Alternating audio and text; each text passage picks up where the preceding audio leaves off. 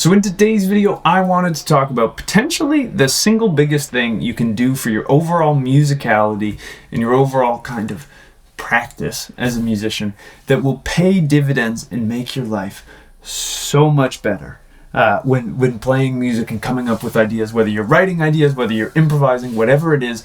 I truly believe that doing this 5 to 15 to 20 minutes a day can be a real game changer. And it has to do with training your ears.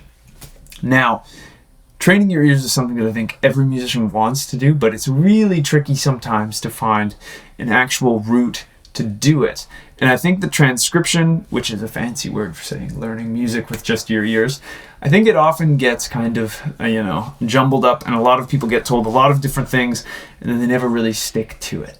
So the goal in this video is to give you an actionable framework that will actually lead you to progress rather than just frustration. So a lot of ear training advice online starts with learning intervals and using things like apps to train your ears. And now that is great. Learning intervals is great. I know my intervals. I have what is called relative pitch, not perfect pitch. So if you were to play me, these two notes, I could tell you that that was a minor sixth, but I would need you to tell me that the bottom note was E for me to tell you that that note was C, kind of thing. I can't just hear pitch, but I can hear intervals and distances. Now, intervals are incredible. They're great. They're good for figuring stuff out. But I would say that most of my ear transcribing work, I'm not necessarily thinking about intervals. I'm not always, it's almost like I'm subconsciously scanning. So I would never encourage you to avoid that. But in terms of the most applicable way of getting stuff from the real world and putting it into your guitar, it's going to be just picking things to transcribe every day. Now, a quick disclaimer here, and this is where I think I see a lot of students go wrong. I see a lot of my students go, well, if I can't transcribe this entire solo or this entire song, the whole thing's worthless. And it could not be more wrong. It's kind of like if you were trying to get in shape, January, New Year's resolution time, and you went, I'm going to run 5K a day every single day this year. And it's like, okay, if you set a goal of doing, a reasonable amount every other day and you kind of ratchet it up, you'd probably have a greater chance of actually sticking to it and doing it. Whereas if you go for the big all or nothing approach, you're very likely to burn out and give up on your goal. So I think we need to treat transcribing very similarly. I'm a big fan of starting with melodies, because if there's one thing that I see in my intermediate students that they struggle with, it's improvising or playing just clear, nice melodies that are nice to hear, good on the ears, easy on the ears, and enjoyable to listen to. They kind of run into these scale things. So one of my favorite things to do is just pick a song. It could be a pop song. For example, my wife loves pop music. I like it sometimes, but it's not a big kind of chunk of my listening. And sometimes she'll just come up with her phone and go, quick, learn this. And I really love that. It's fun. And I do this a lot for students, of course, as well, where we learn various songs, various bits of music. So I'm a big believer in just transcribing a little bit of it. It could be anything. I wish I could use a real song to kind of show you what I would do in this process. But what I would say is just pick something, and if you spend 5 minutes a day doing it, if you get a little bit, if you get 5 seconds of a song, that's great. If you get 30 seconds of a song, even better. And it's something that compounds. But the trick is building it into being a small enough part of your day that you actually do it, rather than it being like, I need to do this whole song or my entire practice is worthless.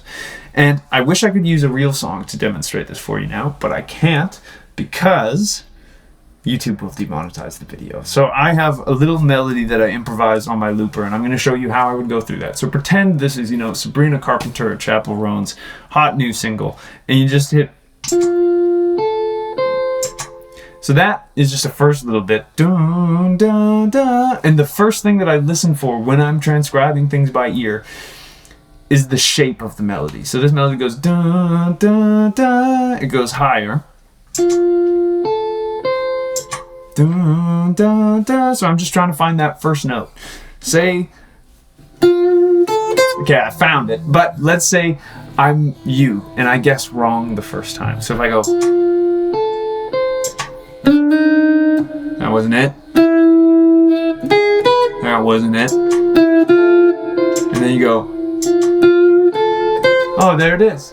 And you just work until you find it. And what I would really try to do is de-academize I don't know what word I'm going for, but don't try to think too much about it. Don't try to overthink it. Try to rely on animalistic instincts and see if you can just get the right notes. See if you can get the right notes. Don't worry about whether it's major. Don't worry about whether it's minor. Just try to find them on the guitar. Because this is the thing that is huge about this. I almost think about transcribing and improvising as the same process, but one's in reverse. Where when you're improvising, you're trying to play melodies that you hear in your head spontaneously, and when you're transcribing, you're trying to take melodies that you hear in your ears and then play them on the guitar. So doing that, we get, so I get, then I heard da na na, which is 3 descending notes, and there they are. But again, if I didn't get that right away, say I went,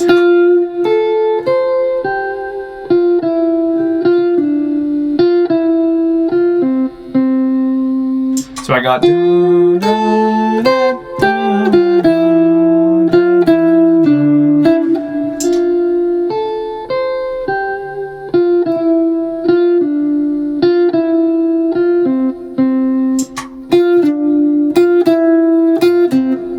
my whole melody,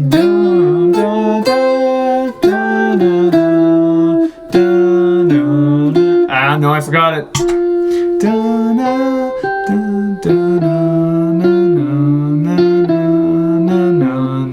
So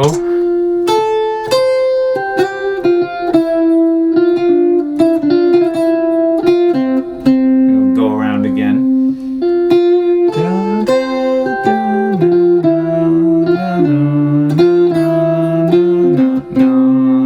And the thing that is so huge about doing this practice is while you go through it, you're also training your musical memory. And this is something that is so huge because it helps you retain information. It helps you remember songs. It helps you remember melodies.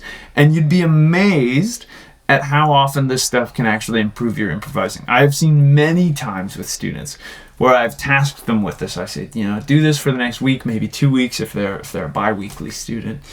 And I go, just transcribe a little bit of a melody every single day. Try to find them. Play them on the guitar, and then see what it does for your improvising. And every single time I listen to them improvise the next week or 2 weeks later, they are already playing better, stronger melodies because they're training their ears with good melodies. This is why I'm such a big fan. Like, learning the chords to a song is great, but in terms of playing solos and stuff like that, like, there is nothing better that you could do. I'm actually pretty much convinced for your playing. Other than, obviously practice your scales and do all of that stuff too. But by training your ear to hear good melodies and figuring them out on the guitar, you are learning how to play good melodies on the guitar. You're learning good melodic practices, whether you like it or not, because you're getting used to the shapes of these melodies. You're finding that, melodies often aren't just made up of, consecutive notes on the scale. There's a lot more to it than just, these neat little boxes. But anyways, I hope this video is useful, and I hope you found it enjoyable. If you did, I'd really appreciate it if you could like and subscribe. It truly helps me out more than you can know. If you are looking to take a guitar lesson with me, there's a link to get in touch with me down in the description. I'd love to work with you on whatever's troubling you on the guitar.